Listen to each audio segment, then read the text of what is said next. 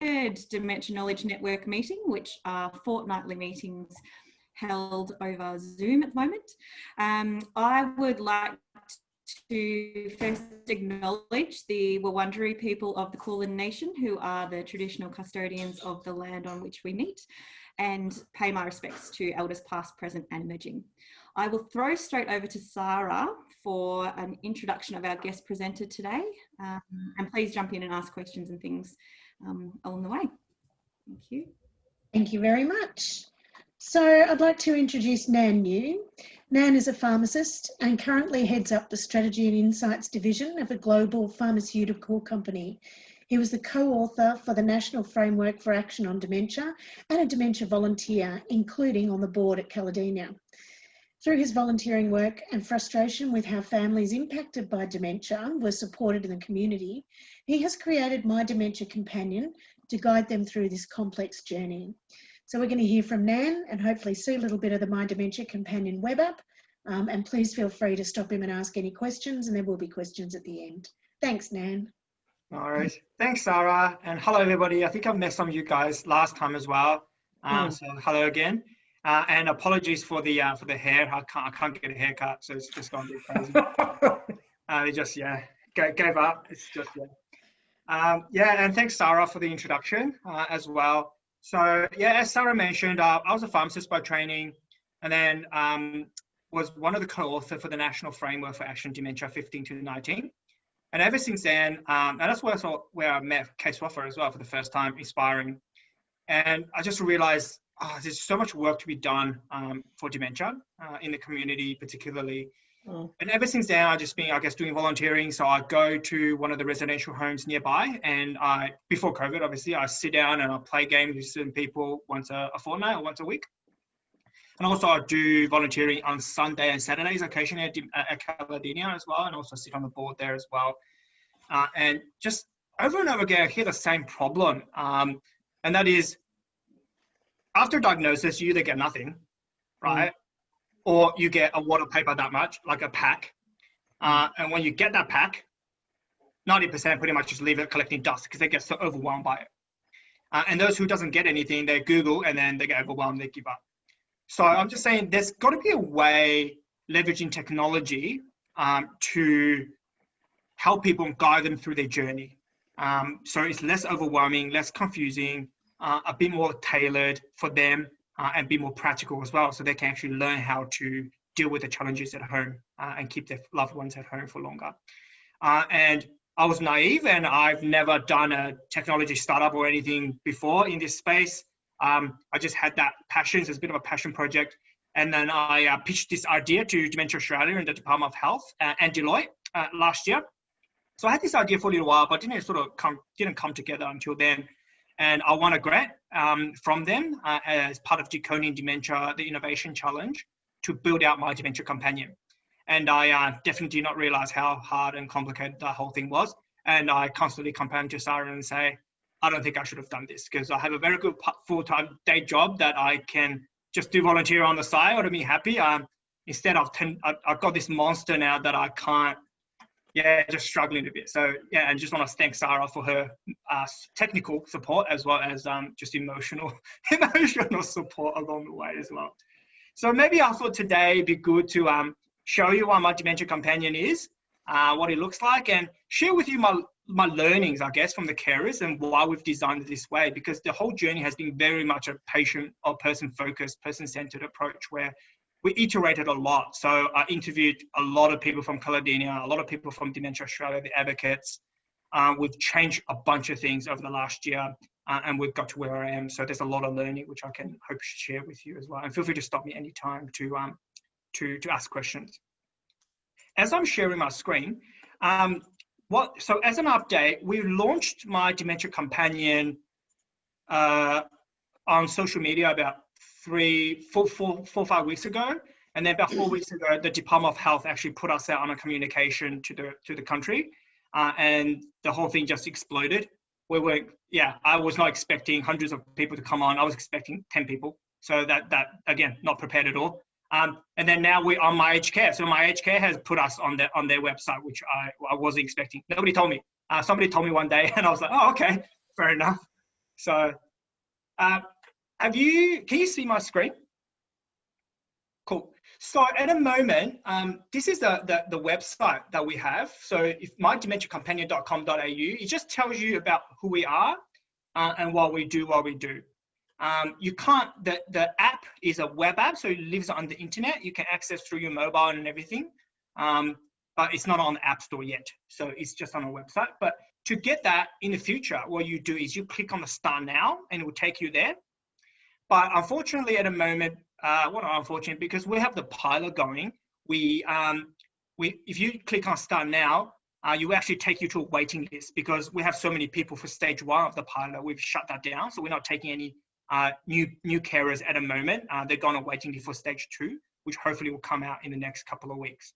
Okay, but in the future, if you click on Start Now, or if you're somebody in the stage 1 of the pilot, you click on the link that gets given to you, you end up on the actual app or the tool or platform, whatever we want to call it.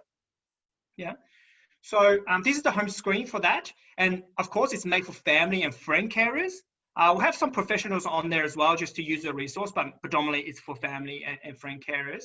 And you can see we have a sign-in and registration on the left, with an email. We recommend that you do that first off, but we actually made it so you don't have to do that because, you know, just to encourage people to use it and reduce the amount of barrier in the way for people to start using it. We've decided that if you can click on Start Now without registering, you can actually use it. So yeah, terms and condition, privacy policy. Dementia Australia made me put that in. So anyway, just click on that. Moving on. So to start, there's 5 short questions about you and the person you're caring for. Let's just say Sarah Yates is female. So that's it. We made everything sort of as simple as possible. There's only 5 questions to start.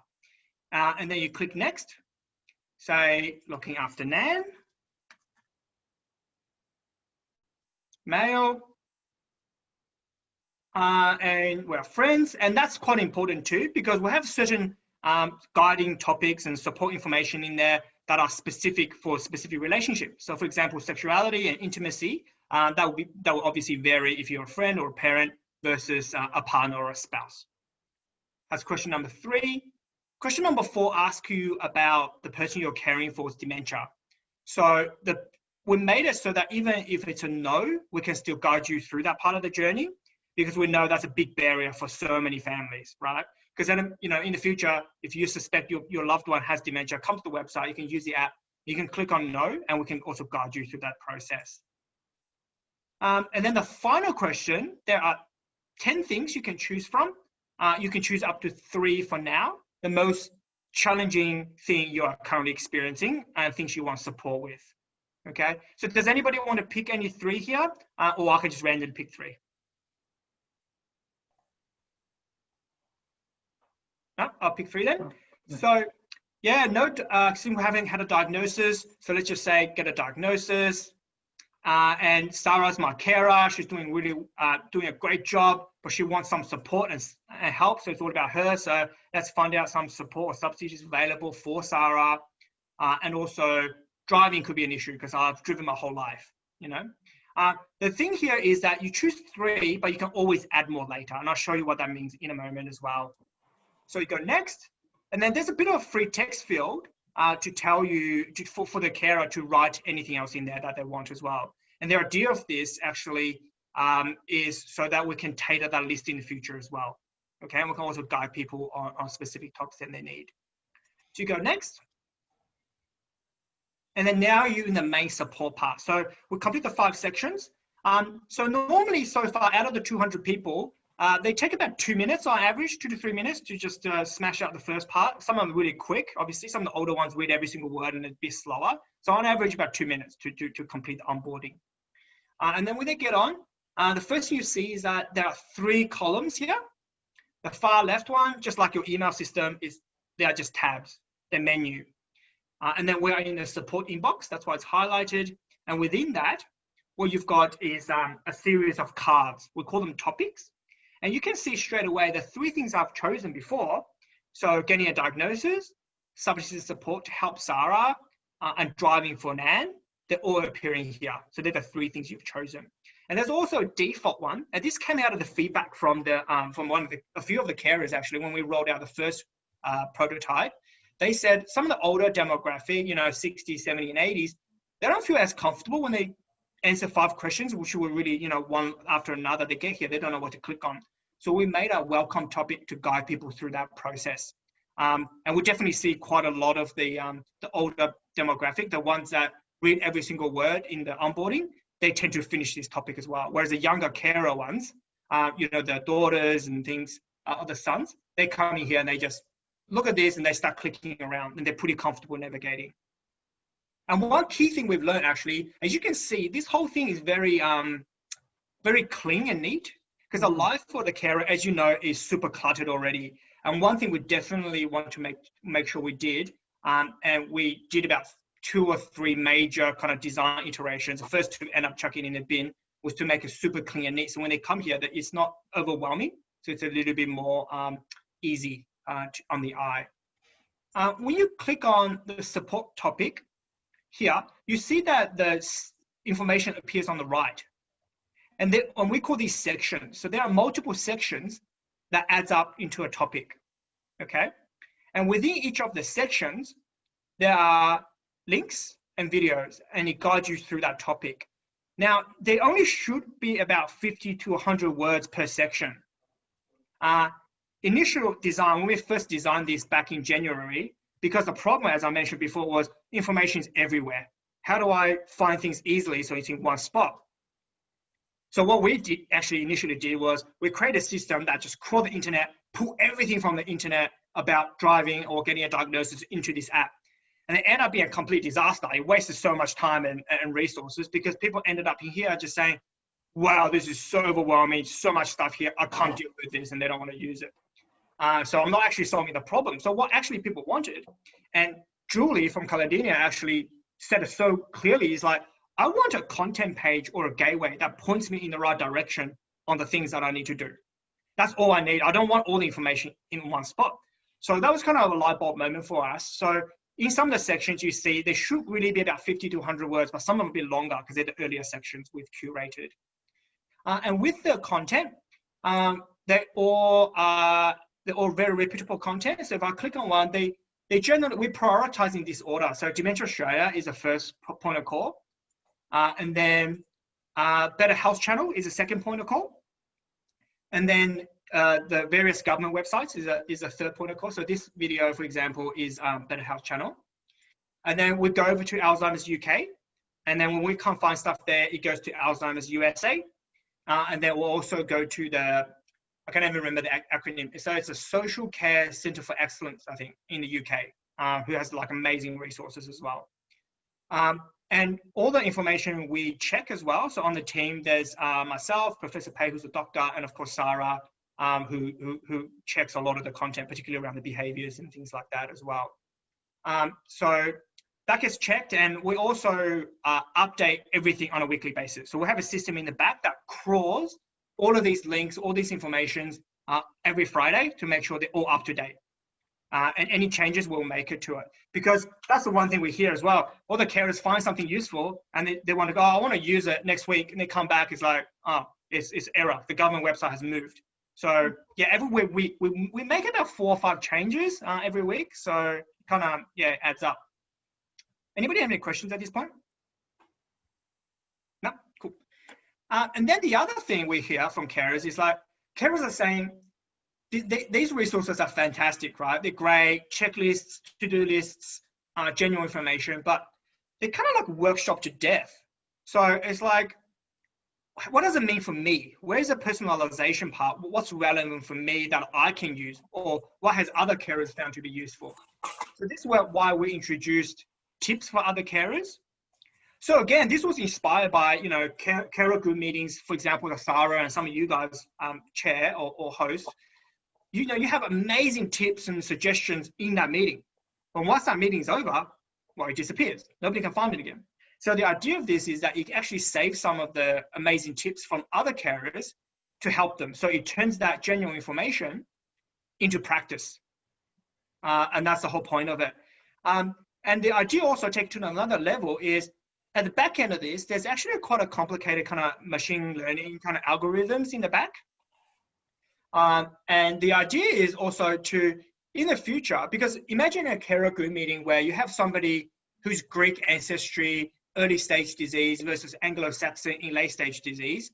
The tips and stuff might not be as relevant. Some will be, some might not be.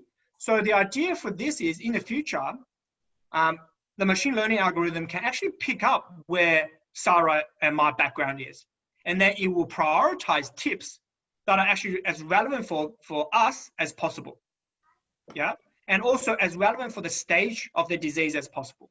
Because, for example, if I'm looking at eating and drinking, for example, which I'll show you in a moment, obviously the suggestions and coping strategy will be very different for early stage versus late stage.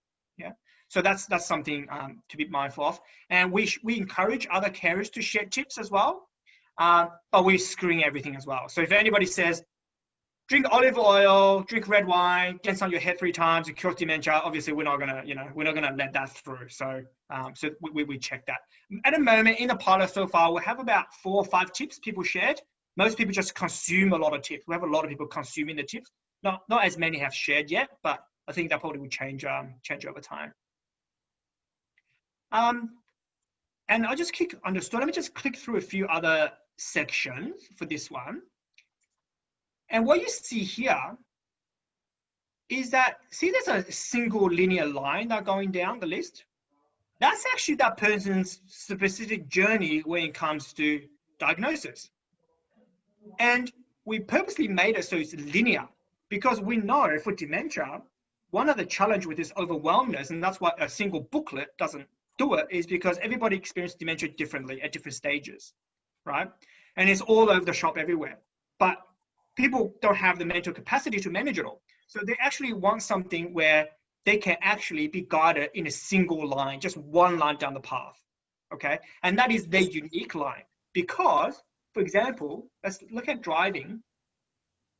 If I don't drive, I still have a single line, but it's a different line, right? If I don't drive, I can still give you access and support and guide you to all these different subsidies associated with driving. So taxi subsidy schemes, disability parking, etc., etc. But if I do drive, I have more information. But if I don't drive, I don't need to know all this stuff, because if you drive, I actually guide you through a lot of things, such as if the person refusing to give up the license, you know, what else can you do? There's a lot of resources on the website for this. It's just A, very hard to find, and 2, people don't even know that exists. Yeah. So the idea of the again is simplifying that for the person and the families with dementia, so it's a single line down in their journey. And another thing is, when we actually, at the moment, you know, if you're a carer, you do like hours of research on diagnosis, on my aged care, on, you know, whatever. You have 10,000 tabs open at the top, and then your loved one act up, you go do something, you cook, you go shopping, you come back, computer shuts down, it's like, oh my God, I got to start all over again. It's a complete disaster. My Dementia Companion actually allows you to come back. So, you know, I just went to driving, I come back, I can pick up exactly where I left off.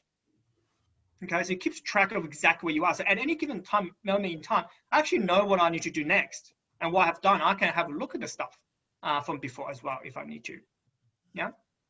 And relating to that is Save for Later. So this actually came out of a number of carers and advocates in the initial prototype design process. Is, again, going back to the tab thing, there's like 10,000 tabs on there. I'll find something useful, but I need to use it again in 3 months' time. Where is it? I can't find it again. So if you click Save for Later, again, it prompts you to sign in. So that's what I said earlier on. Make sure you register and sign in, because if you don't register and sign in, obviously it doesn't remember you, right? It can't save anything. You actually go to the Save for Later tab. So you ended up here, and you can find everything you need. And again, we update all the information. So the other thing we've heard is, I found this great website, I print the information off, or I email the link to myself, and then 2 months later, I go back, the government updated their website and I can't find it again. So again, we update that on the back end as well. So any moment you sort of get up to date one. And another unintended consequence of this journey thing we've created is, dementia is like a Groundhog Day, you know? You would hear that from your carers. Like, it's just an endless, ongoing, long-term thing. But having these ticks there, they feel like they're actually making progress. They're achieving things. And it was just on you, because we just did this as a marking, right? Oh, you've done this. But to them, it's like psychologically, oh, wow, look, I'm making progress on these things. So I'm actually achieving things. It's not like I'm just going around in circles, which quite often they feel like. Yeah. So that's another sort of thing we've learned, which was quite interesting. So anybody have any questions at this point? Is all making sense? It's great. Yeah.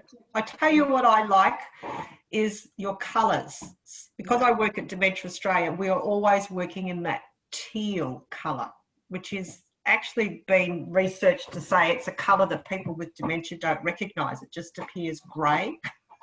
And I have clients that tell me because the colour is designed to trigger a link, whenever they see that teal colour, reminds them of their dementia, and it actually is a negative trigger. So actually not using the dementia colours is actually very refreshing.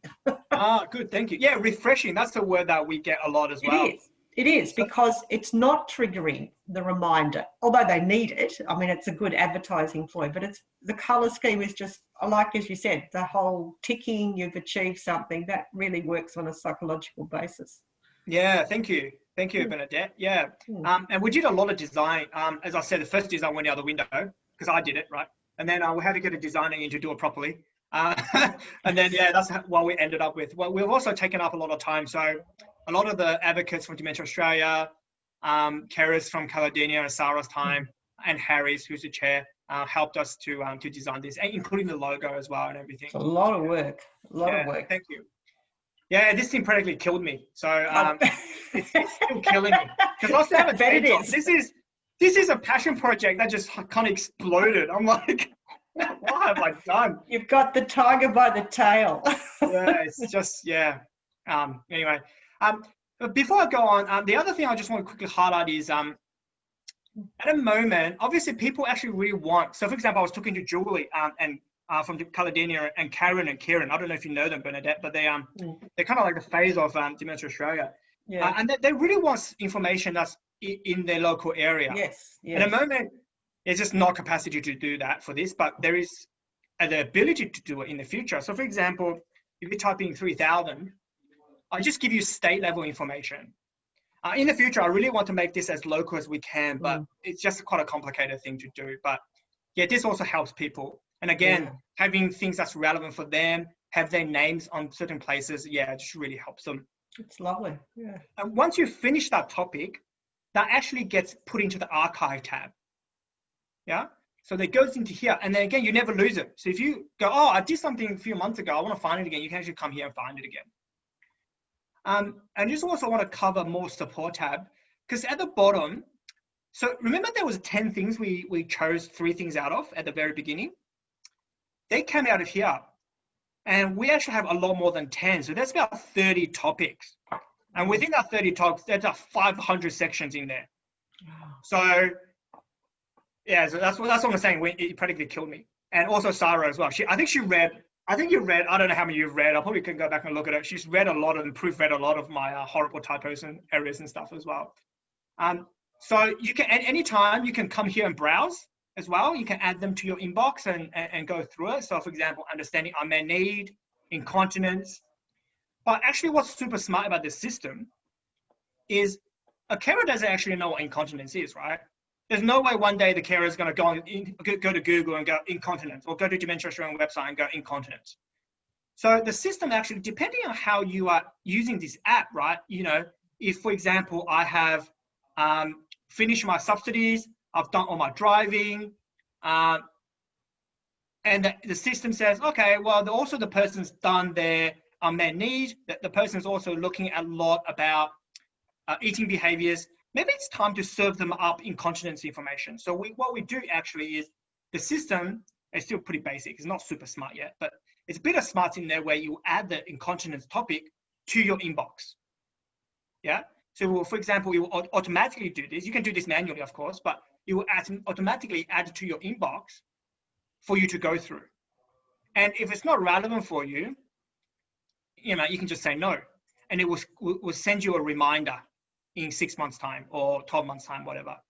But if it is relevant for you, of course, you can just continue on and learn about incontinence, which a lot of people don't even know. There's so much resources and videos and things available for them. So there is that proactiveness. It's almost dealing with a problem that, well, I don't know what I don't know. You know, we've had people who are, been diagnosed 4 years and not even registered for my aged care. And I think Sarah knows who that person is. It's like, because they didn't know, you know, they don't go every day and just go search my aged care. But this thing will actually tell you, hey, have you considered this? Is this relevant for you? So that's another thing that we're trying to solve with this one. I guess that's also why registration and signing is super important, because otherwise the whole thing just falls over if you don't do it. Another learning I want to share, though, this is quite a hilarious one. So you know how I said, so when you sign in, we actually don't have a password, because we actually made it super smart. We're trying to, so not super smart, we're too smart for ourselves. We're trying to make a system where you don't have to remember another thing, which is another password. So what you do is, once you put your your email in, you actually email you a 5-digit code.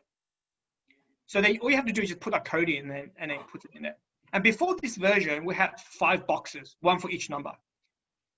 And for some reason, for the love of God, I don't know why, but people just don't get it. They were putting spaces in there. They were putting like all sorts of stuff, and they could not log in for a certain group of people. Then what we did then was like, okay, bugger. So we made a box, so you don't have the individual box, so you can type the numbers in there. Now we're running another problem. We did this 2 weeks ago, and then this week now, we have a few carers. They get to this screen, and they don't read the description up top, and they're starting typing their own password. They're trying to make a password up, and they can't log in, obviously, because this is not a code. So it's like driving me nuts. So it's not just curating 500 pieces of information to help people and keep it up to date. It's like dealing with this. It's dealing with these tiny little things. That's just like driving me nuts as well. It's like, I just don't understand why they don't. It just doesn't work for people. Anyway, it's just a funny anecdote that I found it quite funny. And I called Sarah as well, like, what do I do? And Sarah's like, well, I'm not sure either. Like, what? So yeah, no, anyway, it's a bit of hilarity with that one. And yeah, so we haven't made a decision yet. So I guess if you want to play with this, I can give you the access, of course. Yeah, let me know what you think, because as I said to Sarah before, this is a passion project. We only have one mission, which is really, also the team is me and 6 other volunteers. So nobody's getting paid anything. So, and we have one mission, which is just to make this thing as user-friendly, as support as many people as we can. And also just got a bit of pressure, I guess, finding a way to keep this going, whether it's grants or whatever. So if any of you guys have any ideas how to improve the app when you use it, or any ideas for grants and things like that, let me know. Because yeah, just going forward with this, just like this is probably not as sustainable. I just want to quickly finish up on is when you click on resources, or when you go onto the website and you click on resources, that we also keep all these numbers and website up to date. Is a list of all the resources in one place, which surprisingly, actually nobody has ever done. I don't understand why they haven't done it, but yeah, like all of these links and phone numbers and everything. Yeah, it's interesting nobody's done it, but it's available. So if you guys want to quickly look at something, yeah, you can go there and have a look at it as well. That's pretty much it. Anybody has any questions or? Nan, did you just want to tell us quickly about the reminder emails? Yes. So when you set a reminder, remember how I said before you set up a reminder 6 months time? That will actually go to your archive, right? Because like, I don't want to worry about this anymore. It's out of my support inbox. It goes back in my mind. Don't worry about this. And then in 6 months time, the system actually will add this back into the support inbox. And then when that happens, you actually send you an email and say, hey, Sarah, it's been 6 months. We've added incontinence and dementia back into the inbox for you. Please come and review how your progress, how Nan's incontinence is going. Right. So again, just give them that prompt, because again, they don't really think about this sort of all the time. So it's quite convenient for people. But again, that only works if you've signed in, because otherwise we don't have your email. So yeah, so I think we're going to make everybody sign up before they can use the app now, based on all this sort of stuff. Yeah. Yeah. Cool. It's amazing. It's excellent. Yeah. Oh, thanks, Bernadette. Yeah. So a question, say for example, you're doing this and you've got a big family. I currently have a family of 15 siblings and they want to share some information that they've found. Oh, we all need to know about driving. Can they share any of the links or will they just have to cut and paste and send it off themselves? Yeah. So every single time I talk to people ask this family account. So I think it's definitely on the agenda. Like I definitely want to ask, because especially children who are looking after their loved one, look after their parents who are in different states or very far. Exactly.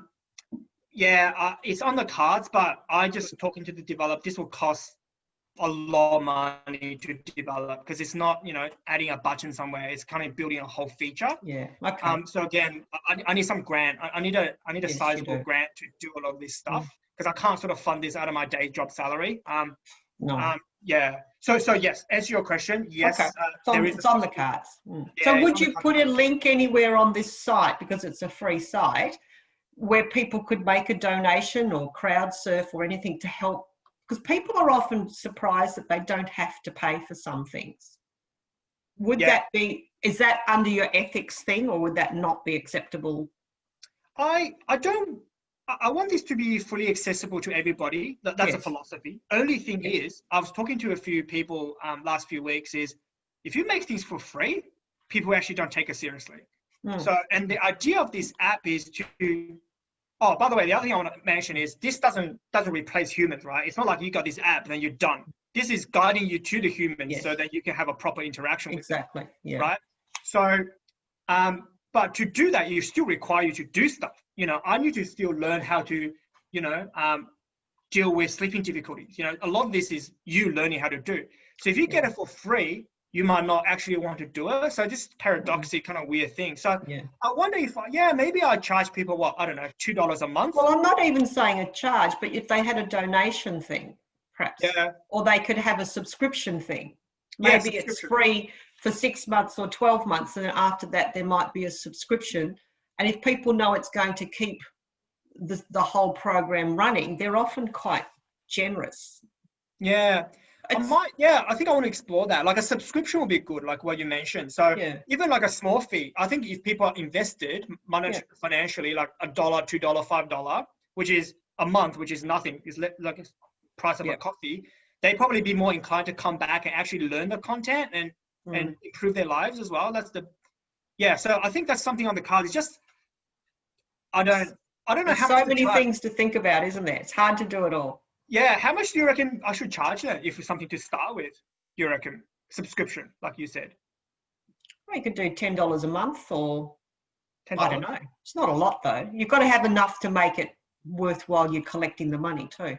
Yeah, exactly.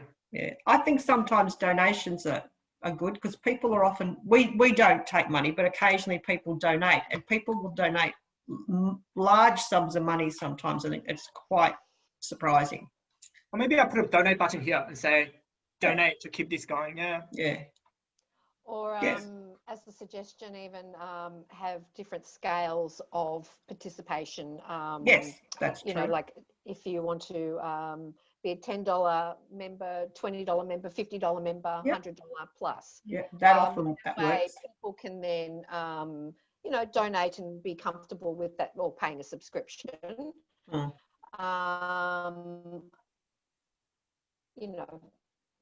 people, they've got additional money at their disposal. They might be really generous, but then others, you don't want to make it a barrier for people as well. So they can select what scale. Yeah. No, thank you. But this is helpful though, because I always felt, as I said, passion project, I always felt bad charging people money. But I think from this conversation, it's almost in a way kind of encouraging for me to say, oh, maybe I can't get away with, or not get away. See, I'm not even using the right words. Yes.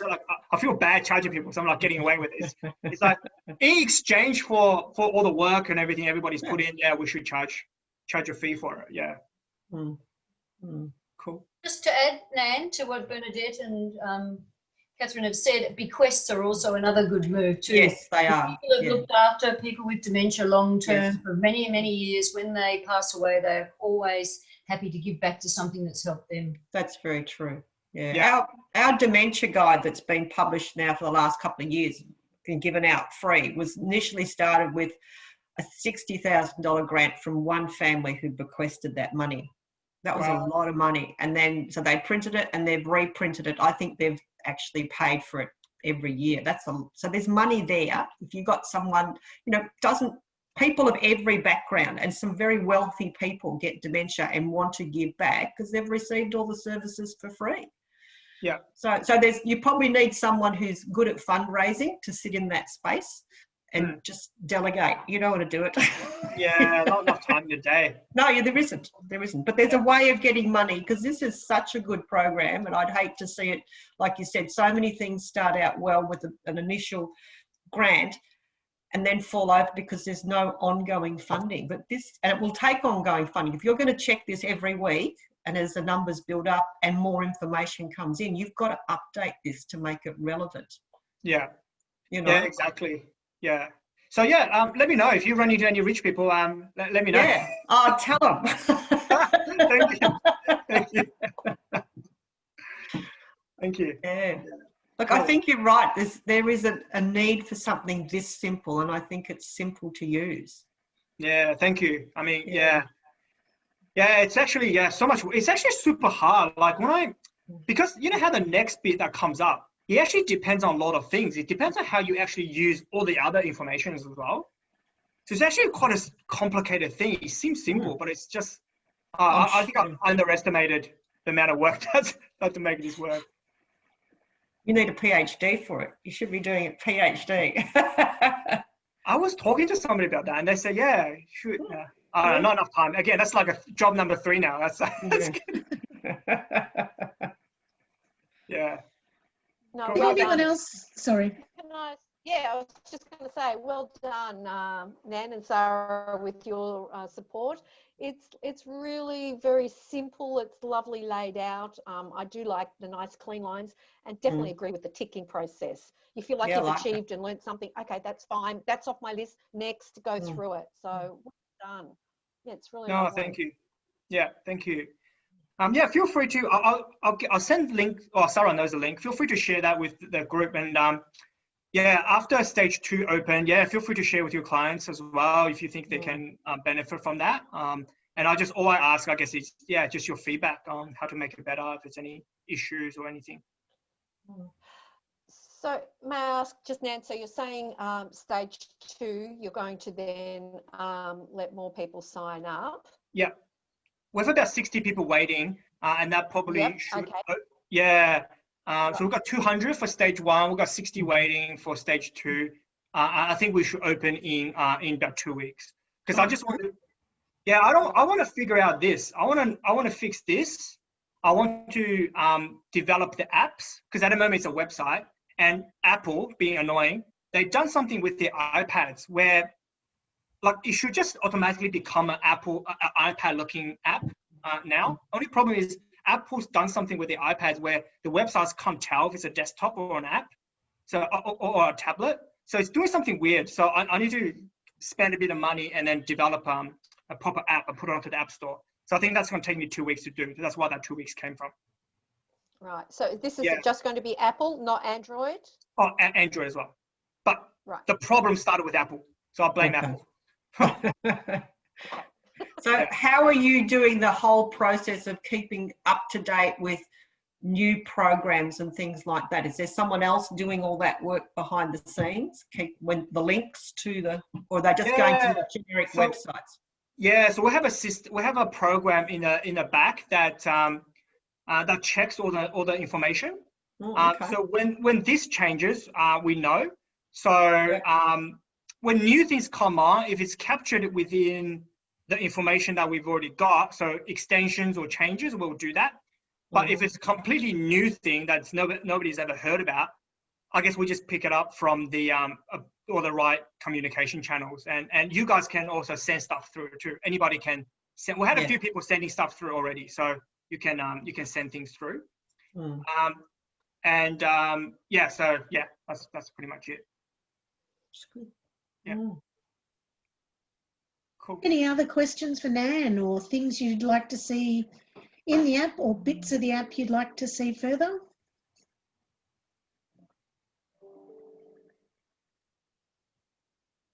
Anyone want to try and search for something and break it? And it explodes. That's not fair. Actually, Nan, I had a question. I wonder, is there capability for a function where service providers or health professionals can access what type of information, maybe not the full kind of 500 topics and breakdown that people living with dementia will access when they log in, but some kind of overview so that the supports that are being provided can complement the information that people are getting from the website or the app? Do you mean like a separate kind of list for a professional who can then send that to their clients? Is that what you mean? No. I guess I was meaning, not exactly. I think I was meaning an overview of the types of information that people are coming to a provider with. So if they've come, they've accessed the My Dementia Companion app or website, and they've got a rough overview of some resources or information or key contacts to make connections with that will help them in their caring role. And they come to different providers with already some sort of a basic, knowledge base on different topics. Whether the provider can access the app separate to, the client access to get a bit of insight into what they've seen or learnt or heard about. I don't know if this, am I making sense? Does this make sense you are. People? You know what? Sarah and I had a chat about this last week. So it's like linking up, link this up to the provider so then the provider can understand the person better. So we did talk about this week. Again, this is not, it's like the family account situation. To do that, I think it's like, it's even more costlier because it's almost like you also need to we need to create another portal on your side as well. But I do see that as super important. So, but is that the only thing you want is just to see what they have done? Because you can just do a summary of what they have done or what they know, or like, what else would you want to know though? Well, I think it could go on and on really, depending on the different organisations and programs and things that are being offered. So depending on where the provider is coming from, what support they're offering, the information that would be useful to them might differ.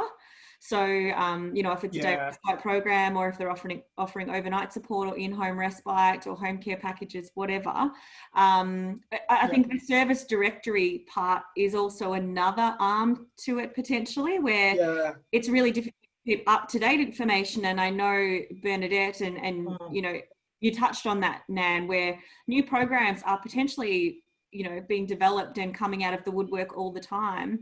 And it's really difficult for us who work in the space to keep on top of what's out there, what's available, appropriate, what area is it in, is it close by, the geographic location of that client. It's always been a bit fragmented, I think, for us as providers to know what's current and what's appropriate and how does that service look at the moment in terms of supporting each individual. So I know I'm just making more and more of a headache for you, but... No, but they're important though. They're important. I guess that's the reason why I haven't just said, I'm going to leave it this as is now, because these things are actually extremely valuable for people. And that's why I sort of, I need more grants and whatnot to make this happen. Is that super important? You're not the first one to ask this too. Both the things you've said, other people have asked. And particularly the second one too, because I've spoken to a couple of professionals in Concord last week. And Shannon from Dementia Australia, I don't know if you know her, Bernadette, and a few other ones. And they said, what you've done is everything's up to date. Otherwise, I'm spending 20 minutes, every time a client asks me, I'm spending 20 minutes, an hour, Googling, finding stuff and sending it to them. It'd be good for me to find a way just to shoot this information to them. But to do that, I guess requires further development. I don't even know what that looks like. So maybe what I'll say is again, it's on the cards. Maybe what I can do is down the track, it'd be good if maybe you come back to yourself and Bernadette or whoever to go, would this be, I can sketch something out and go, was this something you're thinking of? And then we can look at how to put it in. Would that work? Yeah, and look, I think one of the objectives of this group is to kind of promote greater collaboration across different providers, and for us to potentially pool resources and come up with new innovations and ideas that will better support people. So this is probably a good place for you to be linked in with, to hear about up and coming ideas, or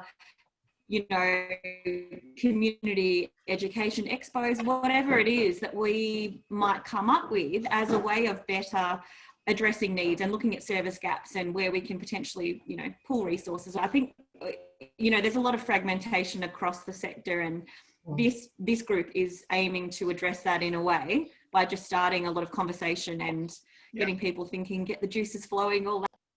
Yeah, that's awesome. Yeah, that'd be great. And then, if we can merge that into my Dementia Companion, this thing can just be a broadcast speaker to the rest of the country, right? I mean, that's the idea, help as many people as we can. Yeah, absolutely. That'd be awesome.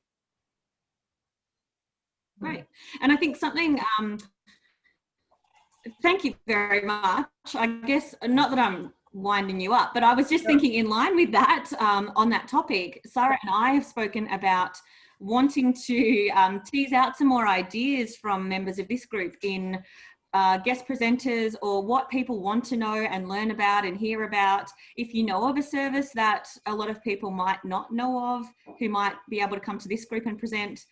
Sarah and I don't want to own this meeting or have, final say in who and what is presented. So we're very much, wanting it to be a collaborative group and a lot of, genuine kind of grassroots sharing of ideas. So please do raise any suggestions either now or email Sarah or I, if there's anything that might either link in with Nan and the My Dementia Companion app and website, or, a potential guest presenter for this group. I think that would be great. Yeah, it'd be awesome. Definitely. Yeah, thank you. Thank you. I was going to ask Nan if you would be interested in coming. I look after or co-chair the Manningham Dementia Alliance group. I think this would be a really good session to present to that group. And I was wondering if I can talk to you offline about that, if you're willing to do that. Yeah, sure, absolutely. You can I can either give you my email, or you can get it off Sarah, whatever works. Yep. Terrific. Thank you. Yep, sure. And Catherine, on that, do you think the Manningham Dementia Alliance group potentially could come and present to this group and talk about the type of projects and work that you are facilitating? Yeah, look, we can certainly do that. Yes. Yep. I mean, if that's appropriate and of interest to the other members of this group, I would quite like to hear about it, but I don't know if I'm just speaking for myself. That'd be good. Yep. Good. Yeah, no, I would too. That would be really good. Yep. Okay. Yep. I mean, our Dementia Alliance is a little bit different to how some of the other alliances, we have service providers and carers and people that are living with dementia on that group. So it's a little bit broader than some of the general alliances as well. So yeah, happy to come along at some stage. Good. If I can ask, not for this month, but further down the track a little bit. We've just got a couple of things on our plate at the moment, but yeah, happy to do that. Great, thank you. Does anyone else have any ideas or suggestions, or they themselves want to come and present or speak about something they're involved with?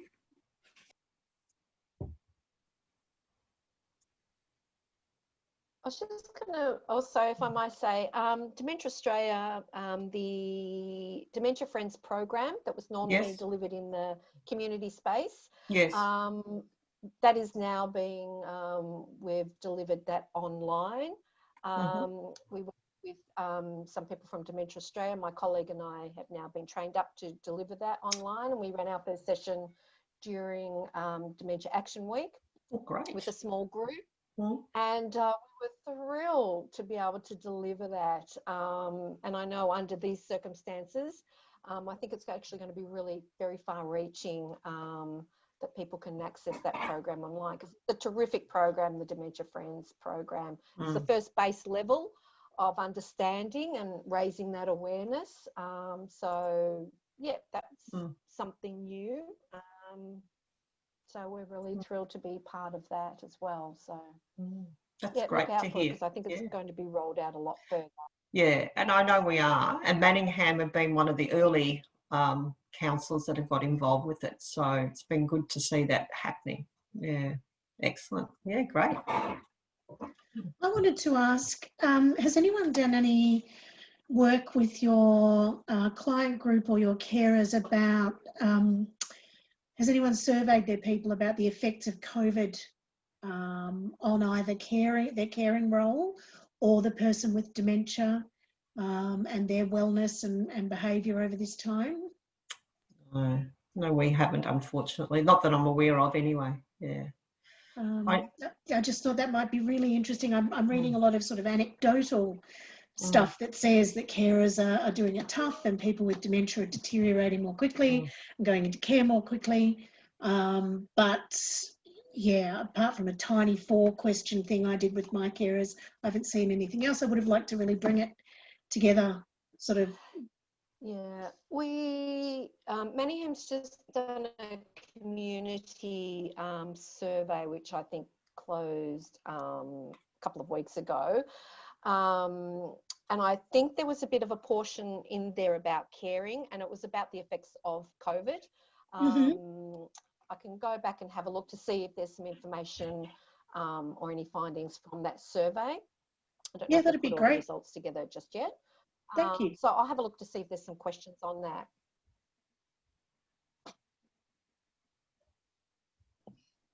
Great. Did anyone else have any other questions or suggestions or strategies or anything they wanted to say today?